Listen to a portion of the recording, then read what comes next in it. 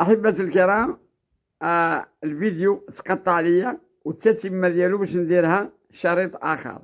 إذا هذه التتمة ديال القصة، قصة الفقيه السي الطيب الزواقي تحت عنوان العفو أشد أنواع الانتقام. قلنا الفقيه الطيب رحمة الله عليه شد ديك السيد وأمسك به وقال له أقسم بالله ما نمشي، بقى معايا هنا، خلي البقرة تزيد تاكل تشبع. الله يودي، لأن إنما الأعمال بالنيات. أنت لا جيت في ذاك الوقت وربط البقرة تاكل، الهدف والنية ديالك شناهي؟ البقرة خصها تاكل مزيان باش دير الحليب وكذا إلى آخره، الأهداف بزاف.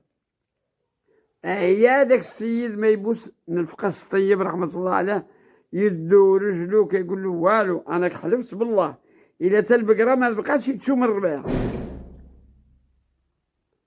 فعلا أحبتي الأفاضل، بقات ديك البقرة تدور في ديك الزرع وكذا، تعض هنا وتضرب هنا وكذا حتى ما بقاتش أبدا، وخذات الطريق هي غادية راسها بوحدها. ديك الساعة قال له صافي، هو بالنسبة لهاد المرة هادي أنا سمحت لك، يلا سير، ولكن مرة أخرى إذا جيت ليها راني ما نسمحلكش. أما دابا سير، ذمتك مبرأة عندي، والله بصحتك وراحتك، ولا داك الحليب من ديك البقرة حلالا طيبا، أنا سمحت لك. ايوا ما كاين حتى مشكل، ولا بغيت شي حاجة جي عندي للدار ما كاين حتى مشكل، ولكن مرة أخرى ما تعاودش.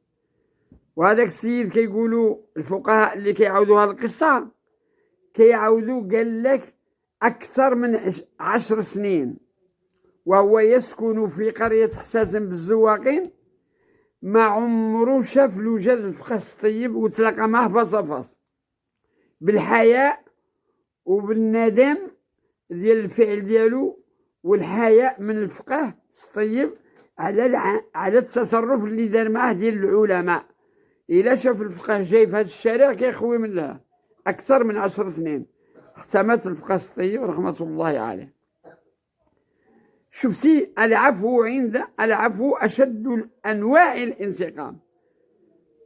شتي اسمح له الشي اللي جعلوه 10 سنين ما كيقدرش يواجهه ولا يتلقاه في الطريق ولا يدور في البلاد ديالو ولا يآذو. ولهذا من ظلمك فخير من أن تنتقم منه أو تسبه أو تلعنه، اعفو عنه وقل له عفوت عنك، تأسيا برسول الله صلى الله عليه وسلم. ولهذا أقول لكم العلم يهدي إلى البر، العلم يهدي صاحبه إلى البر وإلى التقوى وإلى فعل الخيرات وإلى الوقوف عند حدود الله وإلى كثير. المصيبة هو الجاهل، والجاهل عباد الله كيحرص عندنا في البلاد هذا الشيء. أنا راه بداوي أعيش في المدينة، ولكن أصلي بداوي، أعرف طبيعة البادية كما أعرف نفسي. راه كاين ناس في البادية كيحرص ومنا كيوصل لذاك الحجار ذاك الحدود كيدوز فيها السكة ديال المحراس. علاش؟ باش يخسرها يقلبها. شحال طامع في 10 ديال السنتيم، هل العام كيزيد 15 سنتيم، العام الجاي كيقلبهم عوض 15 وهو غادي طمعا فلا شيء. أعرفهم معرفة تامة، وعندنا في القرية ديالنا تقريبا هما شي 4 ولا 3 لا أذكر أسماءهم كيدوزوا المحرس في الحد.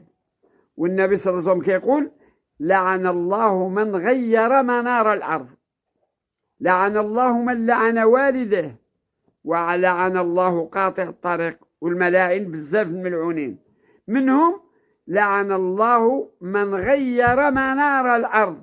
اعلم أيها الذي يفعل هذا الفعل وكتدوز المحراس في الحجار اللي بينك وبين جارك وكتقلبهم وتخسر معالم الحدود، أنك ملعون ملعون ملعون على لسان رسول الله.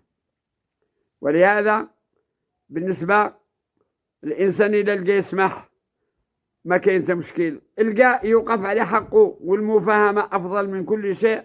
ولكن فمن عفا وأصلح فأجره على الله. سبحان ربك رب العزة عما يصفون، سلام على المرسلين، الحمد لله رب العالمين.